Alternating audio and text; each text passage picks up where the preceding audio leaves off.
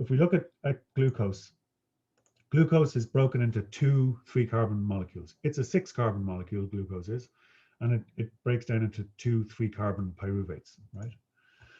ATP is produced. 2 ATPs are produced from that that breakdown, right? And those 2 ATPs are all that fermentative organisms get from a glucose molecule, right? They will then go off and turn that pyruvate into something else, like ethanol and carbon dioxide or lactic acid or something, but they don't get any more ATP out of it, right? The only reason that fermentative organisms do that, convert that pyruvate into something else, is because if they don't, what keeps happening is the NAD supply in the cell runs out, right?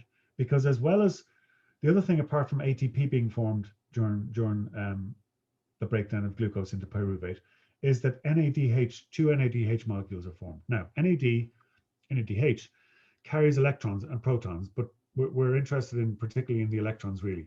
So these electrons are going to be carried, and they're taken at various stages during respiration. They're taken by this NAD, which is kind of it's an electron carrier or an electron transport molecule. Electron carrier is a better word for it, because electron transport is, we talk about that later on, is kind of something different. So think of it as an electron carrier, right? And that's what it is. Its function in the cell is to pick up electrons from one reaction, and then bring them to another reaction, right? And that's the electron transport chain we'll see at the end.